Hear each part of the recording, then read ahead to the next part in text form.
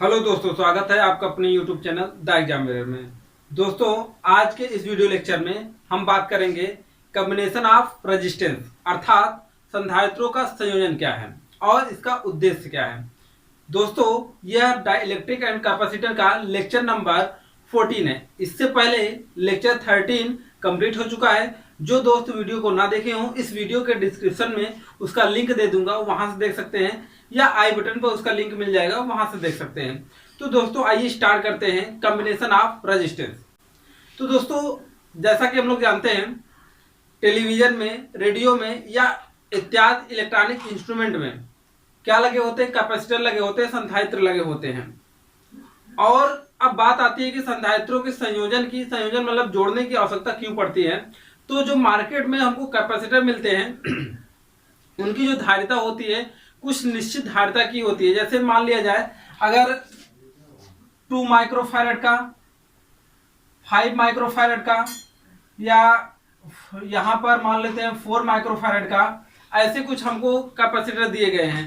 तो हम लोग क्या कर सकते हैं, इनको संयोजित करके हम लोग अपने इच्छानुसार जितना चाहते हैं उसी के अनुसार हम लोग निकाल सकते हैं। मान लीजिए कि कहीं पर 2.5 माइक्रोफैरड की आवश्यकता पड़ रही है, तो वहां पर हम लोग मार्केट में तो 2.5 माइक्रोफैरड का कैपेसिटर पाएंगे नहीं। तो उनके लिए हम लोग क्या करते हैं कि या तो श्रेणी क्रम संयोजन की सहायता लेते हैं या तो समांतर क्रम संयोजन की सहायता लेते हैं, या दोनों की मदद से हम लोग क्या कर सकते हैं, उनको हम लोग फाइंड आउट कर सकते हैं। इसी प्रकार से बहुत सारे प्रैक्टिकल के स्थान पर भी कैपेसिटर के संयोजन की आवश्यकता पड़ती है। तो आइए हम लोग दोस्तों बात करते हैं कि संधारित्रों का संयोजन कितनी प्रकार से किया जा सकता है। तो संधारित्रों का संयोजन 2 प्रकार से किया जाता है। एक श्रेणी क्रम, जिसे इंग्लिश में हम लोग इन सीरीज कहते हैं। दूसरा समांतर क्रम, अर्थात उन्हें हम लोग क्या कहते हैं, इन पैरेलल कहा जाता है। तो अब समांतर क्रम क्या है और श्रेणी क्रम क्या है, तो देखिए यहां पर एक जो है संधारित्र लगा हुआ है जिसकी धारिता क्या यहाँ पर है, जिसकी धारिता C1 है। जिसकी धारिता, पहला संधारित्र इसकी धारिता क्या है, C1 है। और ये दूसरा संधारित्र जिसकी धारिता क्या है, C2 है। और यहाँ पर तीसरा संधारित्र जिसकी धारिता C3 है। और इसी प्रकार से ये ऐसे बढ़ते चले जा रहे हैं। ठीक है, तो हम लोग पहले बात करेंगे श्रेणी क्रम में इनका तुल्य प्रतिरोध क्या आता है, और श्रेणी क्रम में बात करेंगे इनका तुल्य धारिता क्या आता है, अर्थात इक्विवेलेंट कैपेसिटर कितना आता है। तो देखिए होता क्या है, अब बात आती है कि इसे नोट्स में हम लोग लिखेंगे, कैसे लिखेंगे। देखिए यहां पर हम लोगों ने संधारित्र को लिया, ये संधारित्र की पहली प्लेट होगी, ये दूसरी प्लेट होगी।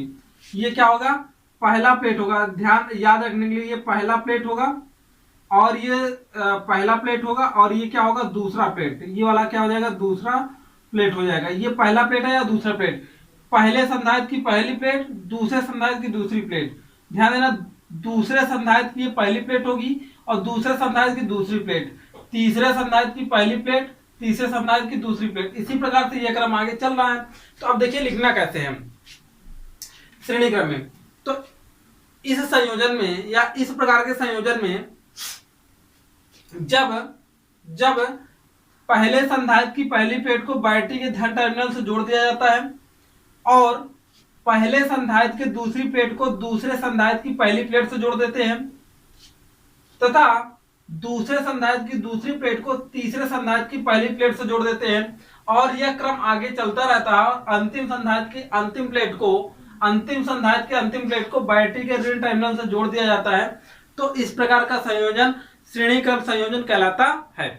देखिए यहाँ पर जो है शब्द थोड़ा सा क्रिटिकल है, लेकिन अगर आप लोग केयरफुली ध्यान देंगे तो ये क्लियर हो जाएगा। ठीक है, तो अगर जिनको ना समझ में आया वो वीडियो को जो है पीछे करके देख सकते हैं, वहां पर समझ में आ जाएगा।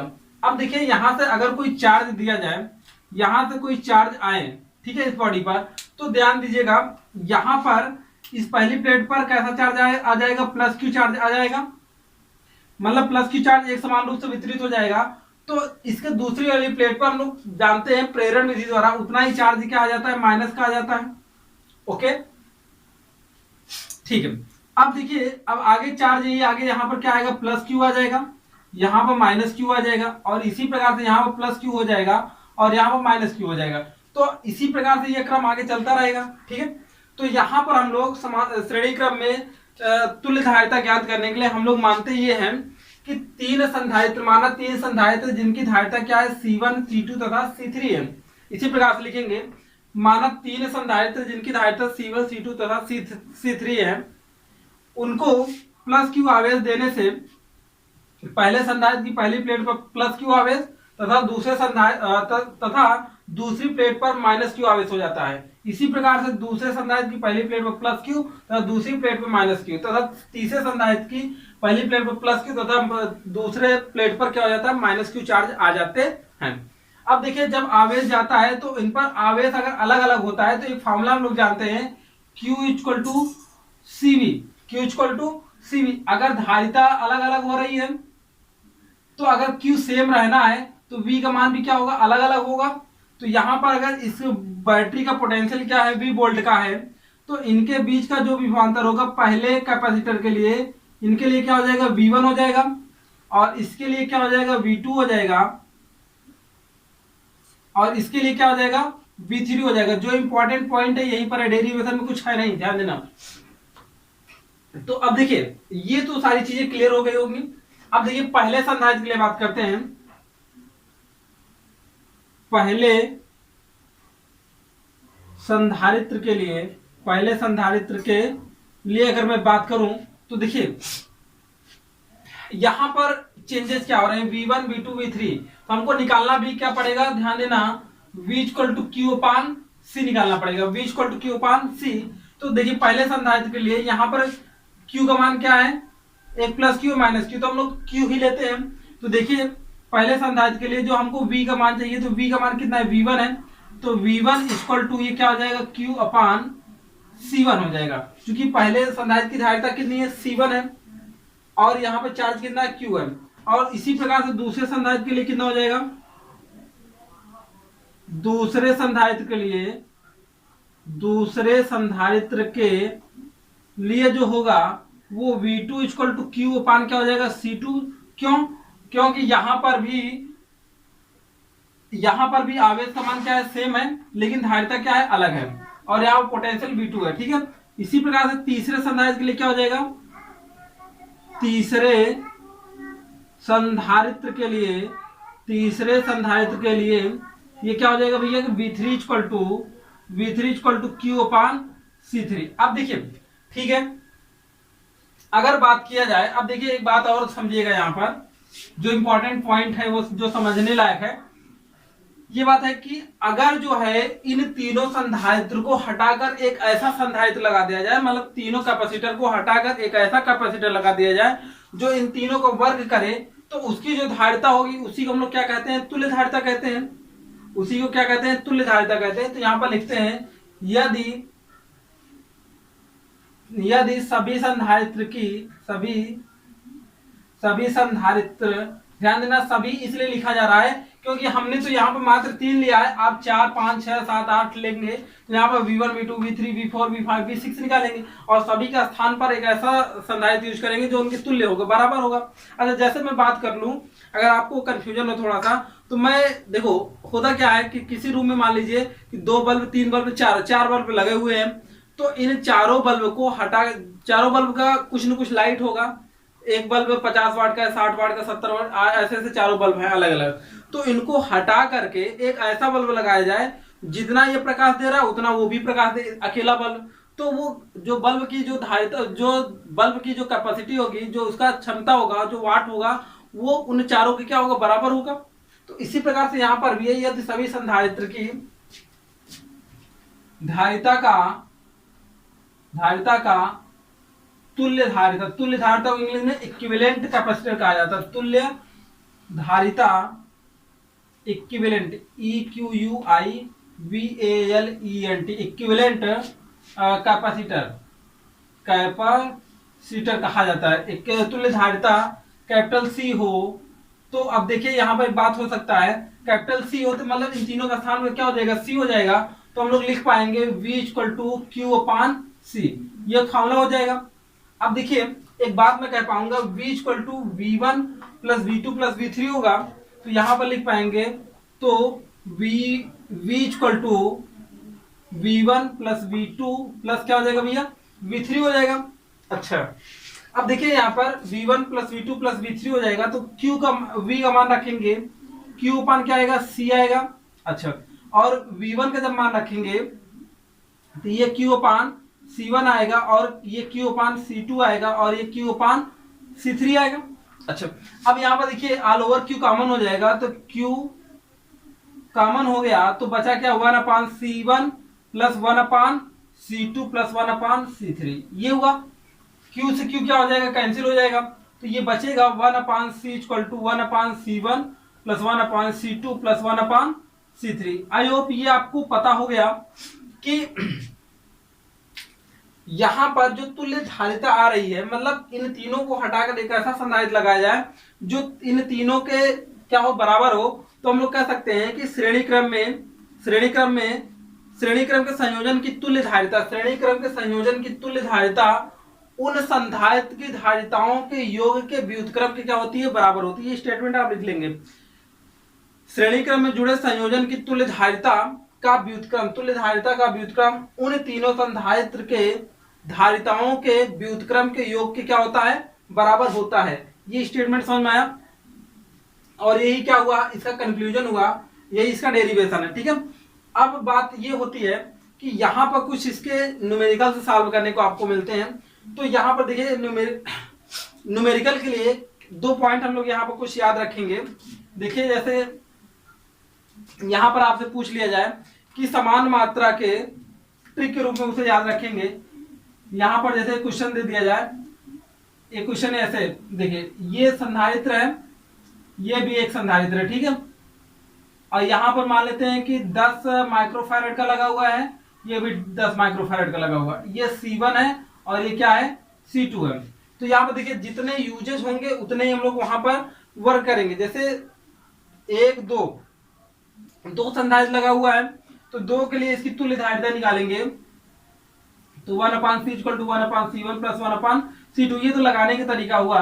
तो यहाँ पर 1 अपान 10 प्लस 1 अपान 10, तो 1 upon c equal to 10 LCM हो जाएगा, 2/10, मतलब ये कितना आ जाएगा, 5 माइक्रोफैरड आ जाएगा। कितना आ जाएगा, सॉल्व करें 2 5 10, तो c इक्वल टू 5 माइक्रोफैरड आ जाएगा।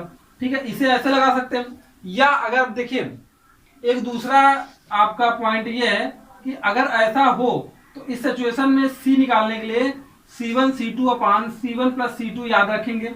श्रेणी क्रम में C1 C2 अपान C1 प्लस C2। अब इसमें कोई भी वैल्यू दे सकता है, 10 15 20 25, जो भी अलग अलग वैल्यू दे हम लोग सॉल्व कर सकते हैं इसे। अब देखिए बात ये होती है कि अगर सेम जो है, सेम माइक्रोफैरड के, मतलब दोनों की धारिताएं अलग अलग हों और वो श्रेणी क्रम में जोड़ी गई हों, तो उनकी तुल्य धारिता हम लोग सॉल्व करने के बजाय सीधा बता सकते हैं उन दोनों का। जैसे ये 10 है, तो 10 का आधा कितना होता है, 5 होता है, देखिए 5 आ जाएगा। अगर ये 20 होता तो कितना आ जाता, 10 आ जाता। 50 होता तो 25 आ जाता। तो मतलब ये भी हम लोग क्या करेंगे, आगे डायग्राम वाले क्वेश्चन जब सॉल्व करेंगे ना, वहां पर डायग्राम को देख कर ही उसका आंसर सीधा हम लोग बता पाएंगे। ठीक है, कुछ थोड़ा सा प्रैक्टिस कर लेंगे। तो अब देखिए थोड़ा सा एक इसी पर हम लोग जो है अब बात कर लेते हैं समांतर क्रम संयोजन में क्या होता है। फिर उसके बाद कुछ क्वेश्चन हम लोग प्रैक्टिस करेंगे, जो सीधा हम लोग डायग्राम देखेंगे और उसका आंसर बताने की कोशिश करेंगे। ठीक है, तो आइए हम लोग बात करते हैं समांतर क्रम संयोजन क्या है। देखिए समांतर क्रम संयोजन में अगर इसे किसी बैटरी के द्वारा जोड़ा जाए, देखिए यहाँ पर एक कंसेप्ट आपको क्लियर कर लेंगे। इसे बैटरी के द्वारा जोड़ दिया जाए, इसे धन आवेश से आवेशित कर दिया जाए, और दूसरे को क्या कर दिया जाए, पृथ्वी से अटैच कर दिया जाए, तो दोनों का मतलब सेम होता है। और सेम कहानी यहाँ पर भी श्रेणी क्रम में भी हम लोग कर सकते हैं, कोई दिक्कत नहीं है। अब इसे जब V वोल्ट की बैटरी से जोड़ा जाता है, जब V वोल्ट की बैटरी से जोड़ा जाता है, तो यहाँ पर देखिएगा, यहाँ पर जो भी कोई चार्ज आएगा तो ये इस पॉइंट पर, यहाँ पर देखिए जंक्शन पॉइंट है, इस जंक्शन पॉइंट पर आवेश 3 भागों में क्या हो जाएगा, बट जाएगा। आवेश कितने भागों में बढ़ जाएगा भैया, 3 भागों में बढ़ जाएगा। यहाँ पर क्या होगा, इस Q1 जाएगा और यहाँ पर Q2 जाएगा और यहाँ पर क्या जाएगा, Q3 जाएगा। अच्छा, तो अगर यहाँ पर Q1 जाएगा तो ये समांतर संधारित्र की प्लेट है, इसकी धारिता अगर C1 हो, इसकी धारिता क्या हो, C2 हो, और इसकी धारिता क्या हो, C3 हो, तो इस पर चार्ज कितना आएगा, प्लस का Q1 आएगा, और इस पर कितना आएगा, इस वाली प्लेट पर माइनस का Q1 आ जाएगा। ठीक है, अच्छा इसी प्रकार से इस वाली प्लेट पर क्या आएगा, प्लस का Q2 आएगा, और यहाँ पर माइनस का Q2 आ जाएगा, और यहाँ पर प्लस का Q3 आएगा, और यहाँ पर माइनस का क्या आ जाएगा, Q3 आ जाएगा। ठीक है, अच्छा, ये बात तो आप लोग जानते ही हो। अच्छा, एक बात और ध्यान देना, थोड़ा कंसेप्ट और क्लियर कर लेना। ये जो डायग्राम बना हुआ है ना, ये जो डायग्राम बना हुआ है, मैंने प्लेट्स को एक्चुअल में दिखाया है, और आपको किताब में डायग्राम जो मिलेगा कुछ इस प्रकार से मिलेगा, ऐसे बना रहेगा।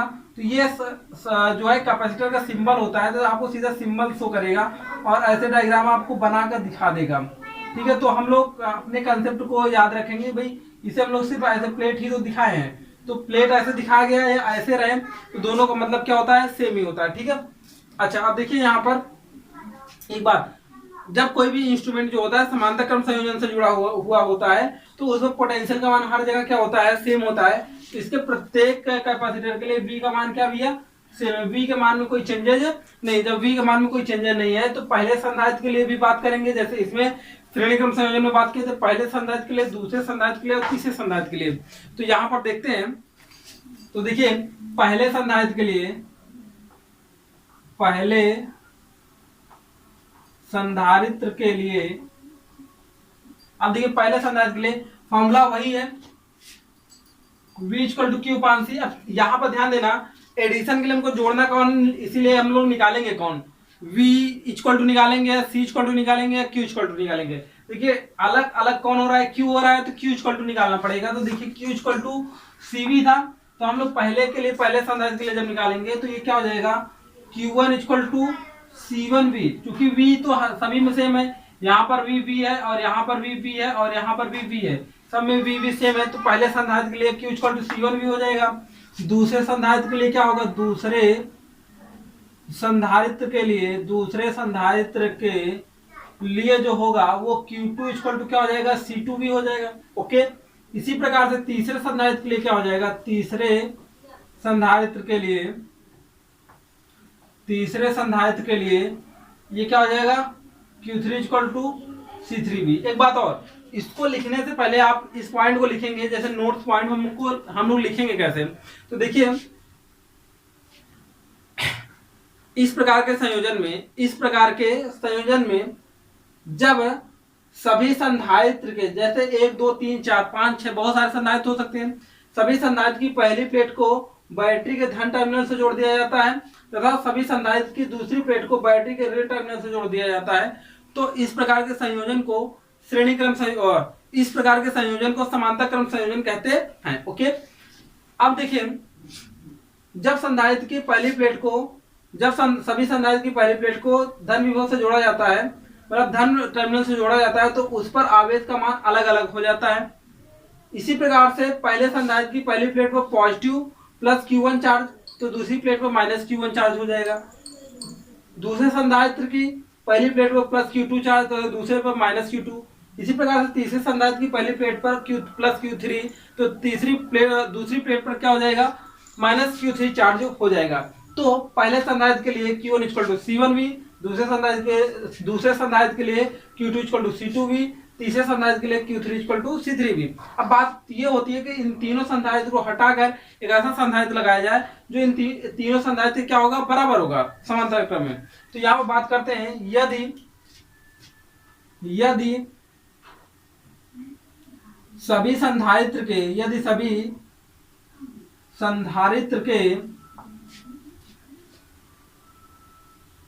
संधारित्र का तुल्य प्रतिरोध, तुल्य धारिता C हो, तो एक बात हम लोग कह पाएंगे Q इक्वल टू CV। क्यों, क्योंकि यहां से टोटल क्या जा रहा है, Q जा रहा है, Q इक्वल टू क्या हो जाएगा, CV हो जाएगा। तो यहाँ पर देखिए इस फॉर्मूले से हम लोग बात कर पाएंगे, Q इक्वल टू कितना होगा, Q1 प्लस Q2 प्लस क्या हो जाएगा भैया, Q3 हो जाएगा। अच्छा, Q इक्वल टू क्या हो जाएगा, CV, और Q1 का मान क्या हो जाएगा, C1V, C2V प्लस Q3 का मान कितना हो जाएगा, C3V। V all over common हो जाएगा, CV equal to V, C1 C2 C3, और यहां से देखिए V से V कैंसिल हो जाएगा, C इक्वल टू क्या हो जाएगा, C1 plus C2 plus C3, क्या हो जाएगा, C1 plus C2 plus C3। इसी प्रकार अगर 4 संधारित्र होता, 5 होता, तो C1 plus C2 plus C3 plus C4 plus C5 हो जाता। जितने संधारित्र आपको दिए गए होंगे उतने ही एडिशन करने हैं। तो अब देखिए समांतर क्रम में तुल्य धारिता, ध्यान देना, स्पष्ट ऐसे लिखेंगे, अतः स्पष्ट है समांतर क्रम में तुल्य धारिता अलग अलग अलग धारिताओं के योग की क्या होती है, बराबर होती है। इसमें जबकि ऐसा था कि व्युत्क्रम के योग की क्या होती है, बराबर होती है। इसमें वैसे ही व्युत्क्रम का योग नहीं होता, योग की क्या होती है, बराबर होती है। तो ये देखिए आप दो पॉइंट इसमें लर्न करेंगे। एक तो ये श्रेणी क्रम में होता है तो ये आपको याद रहना चाहिए, समांतर क्रम में होता है तो ये आपको याद होना चाहिए। ठीक है, तो इस प्रकार से श्रेणी क्रम और समांतर क्रम क्या होते हैं हम लोग टॉपिक डिस्कस कर चुके हैं। अब इस पर रिलेटेड हम लोग कुछ क्वेश्चन एक दो करते हैं, जिससे आप लोग न्यूमेरिकल जो बुक्स में दिए गए हैं या कहीं पर भी न्यूमेरिकल दिए गए हैं वो आप आसानी से उसे सॉल्व कर सकें। तो आइए हम लोग क्वेश्चन पर डिस्कस करते हैं थोड़ा सा। तो दोस्तों देखते हैं यहाँ पर क्वेश्चन जो कुछ इस प्रकार से आपको डायग्राम में क्वेश्चन दिए गए होते हैं, उसको हम लोग विद इन सेकंड जो है सॉल्व करने की कोशिश करेंगे। ठीक है, देखिए यहाँ पर अगर आपको ऐसे कुछ क्वेश्चन दिए गए हैं जिसकी धारिता यहाँ पर आपको मान लेते हैं कि सी दिया गया है। क्या दिया गया है, सी दिया गया है। सी के स्थान पर 10 माइक्रोफैरड, 20 माइक्रोफैरड, 50 माइक्रोफैरड, कोई भी आंकिक वैल्यू हो सकती है। तो यहाँ पर देखिए अगर आपसे पूछा जाए ए बी के बीच तुल्य धारिता ज्ञात कीजिए, आपसे ऐसा पूछेगा सी ए बी फाइंड आउट कीजिए, मतलब ए बी के मतलब ए बी के बीच तुल्य धारिता पूछ सकता है, बी सी के बीच तुल्य धारिता पूछ सकता है, तो ए सी के बीच चाहे यहाँ पर भी पूछ सकता है। तो जिसको जहां के बीच आपको तुल्य धारिता पता करना होता है उसको आप बाउंडेड कर दीजिए। उसके बाद देखिए यहाँ अगर कोई करंट जाएगा इन दोनों में सेम ही जाएगा, अर्थात इन दोनों पर जो आवेश का मान होगा वो सेम ही होगा, अर्थात ये दोनों किसमें होंगे, श्रेणी क्रम में होंगे। अगर ये दोनों श्रेणी क्रम में हैं तो श्रेणी क्रम के लिए हम लोग यहाँ पर बात किए थे, इसको हम लोग C1 इक्वल टू क्या मान सकते हैं, C1 इक्वल टू C मान सकते हैं, इसको C2 इक्वल टू C मान सकते हैं। तो इसके लिए तुल्य धारिता अगर हमको निकालना होगा तो क्या हम लोग निकाल सकते हैं, इसको हम लोग नाम दे सकते हैं 1/C4, क्योंकि यहाँ पर हम लोगों ने C1 C2 इसको हम लोग C3 नाम दे रखे हैं। तो यहाँ पर 1/C4 equal to 1/C1 plus 1/C2, या इसको C4 ना करके C डैश नाम दे दो। ठीक है, तो यहाँ पर देखिए 1/C plus 1/C, so final यहाँ पर C एलसीएम हो जाएगा तो ये 2 हो जाएगा। अच्छा ये वैल्यू किसका है, 1/C डैश का। सो फाइनली हम लोग सॉल्व करेंगे। देखिए अभी विद इन सेकंड आंसर बताओगे आप लोग। तो यहाँ पर ये क्या हो जाएगा, C डैश इक्वल टू ये भी पलट जाएगा C/2, क्या हो जाएगा C/2। तो अब देखिए यहाँ पर अगर तो श्रेणी क्रम में जुड़े हुए हैं तो हमने आपको वैसे भी बताया था, अभी इससे पहले जो श्रेणी क्रम हम लोग पढ़ रहे थे तो वहां पर हमने कहा था अगर दो समान आवेश एक दूसरे से जिनका मैग्नीट्यूड क्या हो, सेम हो, अगर श्रेणी क्रम में जुड़े होते हैं तो उनकी तुल्य धारिता कितनी होती है, उनका आधा होता है। तो देखिए C/2 आ भी रहा है। ठीक है, अच्छा अब देखिए यहाँ पर थोड़ा सा बात और देखेंगे, अभी इसके साथ C भी जुड़ा हुआ है, तो अगर ये C जुड़ेगा तो इस डायग्राम को हम लोग कुछ ऐसा बना पाएंगे क्या। अब देखिए इन दोनों का स्थान हम लोग C/2 वाला कैपेसिटर लगा दें, उसके बाद कौन सा लगाएंगे, ये C। तो यहाँ पर देखिए अब ये AB के बीच की बात हो गई, AB के बीच की बात हो गई। जब AB के बीच की बात हो गई तो यहाँ पर इसी बात को यहाँ पर C/2 है और ये कितना है, C है। तो यहाँ पर देखिए ये दोनों कैसे हो गए, समांतर क्रम में, और समांतर क्रम के लिए हम लोगों ने बात किया था C1 plus C2 plus C3। तो यहाँ पर 2 है तो total C equal to C1 plus क्या हो जाएगा C2 हो जाएगा। मतलब ये ऐसा कर सकते हैं, इसको C डैश कर सकते हैं, इसको C3 कह लें, तो C डैश प्लस C3 हो जाएगा। तो यहाँ पर ये क्या हो जाएगा C/2 plus C equal to क्या हो जाएगा 3C/2। ये फाइनल क्या हो गया हमारा, तुल्य धारिता हो गया। ये क्या हो गया, तुल्य धारिता हो गया। तो इस प्रकार से हम लोगों ने इसका क्या निकाल लिया, तुल्य धारिता निकाल लिया। अब आइए बात करते हैं अबाउट, मतलब इसको ट्रिक के माध्यम से कैसे सॉल्व करेंगे। तो देखिए ट्रिक हमारा जो है, ट्रिक ये तभी लागू होगा, ध्यान देना, जब सभी की धारिताएं सेम दिया गया हो और ये आपके बहुत सारे क्वेश्चन में धारिताएं सेम मिलती हैं। ठीक है, अच्छा ट्रिक तभी लागू होगा। यहाँ पर देखिए C इक्वल टू, यहाँ पर जो आकृति दी गई है उसकी भुजा कितने दिया गया, 1 2 3। तो यहाँ पर भुजाओं की संख्या क्या हो जाएगी, भुजाओं की संख्या डिवाइडेड बाई एक कम भुजा, मतलब भुजाओं की संख्या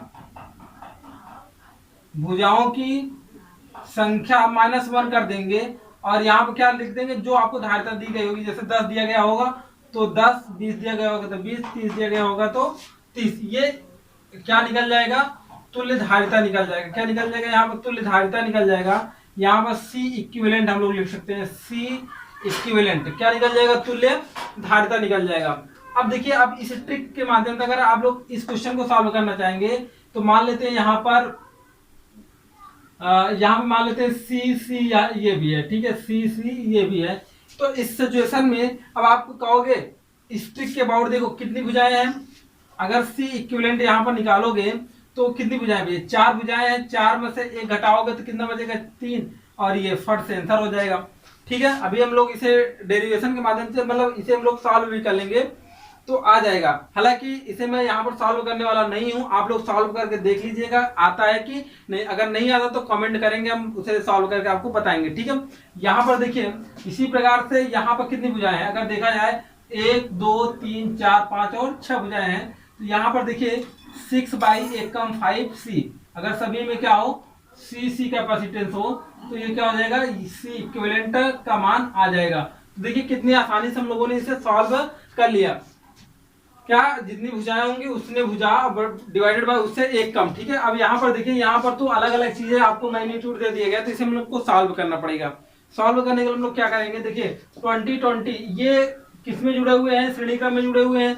तो श्रेणी क्रम में अगर समान मात्राओं के 2 संधारित्र से जुड़े होते हैं तो उनका तुल्य धारिता कितनी हो जाती है, उसका आधा हो जाता है। तो हम लोग इसी डायग्राम को कुछ इस प्रकार से बना पाएंगे। देखिए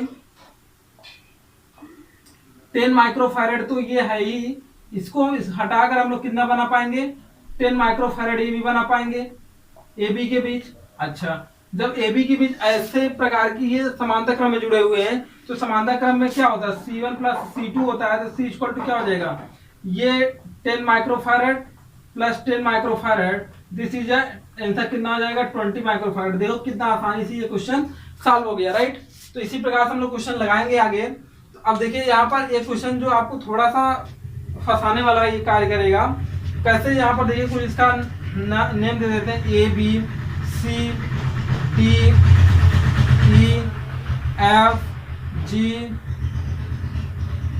H I J, बहुत सारे नाम दिए जा सकते हैं, I J, इतने प्रकार से आप नाम दे सकते हैं। कहीं छूटा होगा तो आप लोग नाम दे दीजिएगा।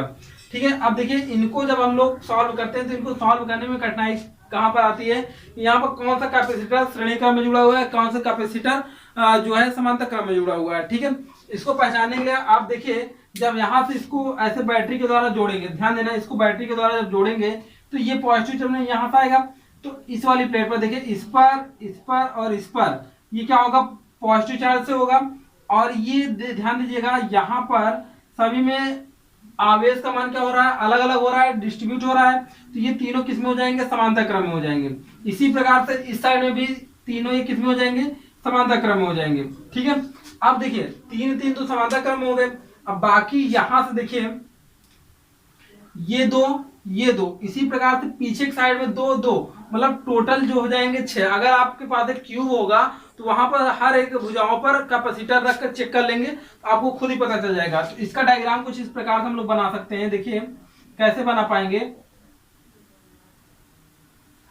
कुछ इस प्रकार से बन जाएगा। तो अब यहां पर देखिए इसी प्रकार से यहां पर देखिए जब यहां से निकला हुआ है तो आगे एक यहां पर ये देखिए 2 ये इसी प्रकार से यहां पर हम लोग 2 कर सकते हैं टोटल। इसी प्रकार से हम लोग अगर आगे बात करें तो इस डायग्राम को कुछ ऐसे शो कर पाएंगे। देखिए 1 2 3 4 5 और ये 6 हो पाएगा। ठीक है, इसको इरेज कर देते हैं, ये कितना हो जाएगा, 6 हो पाएगा। तो इसको कुछ इस प्रकार से बनाते हैं। ठीक है, 1 2 3 4 5 और 6, इसी प्रकार से इसको भी हम लोग आगे मिला देंगे।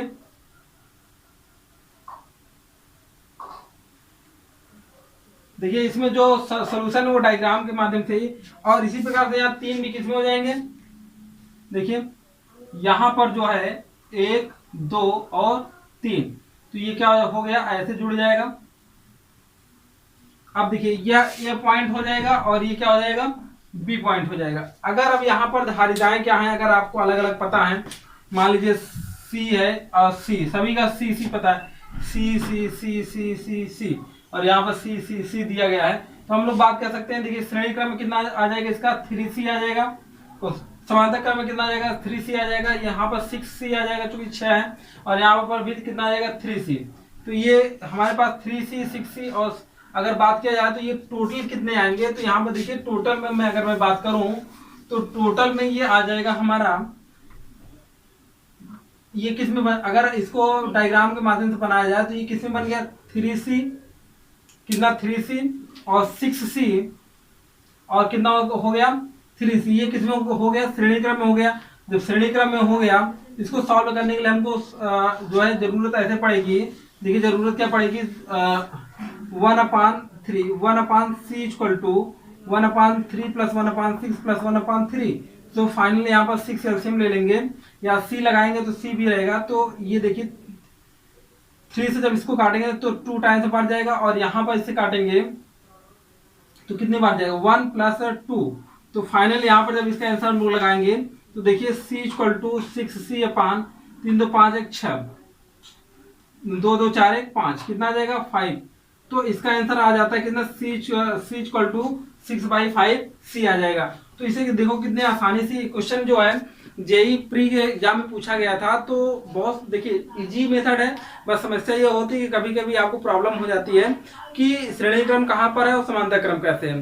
तो दोस्तों आज की इस वीडियो लेक्चर में बस यहीं तक।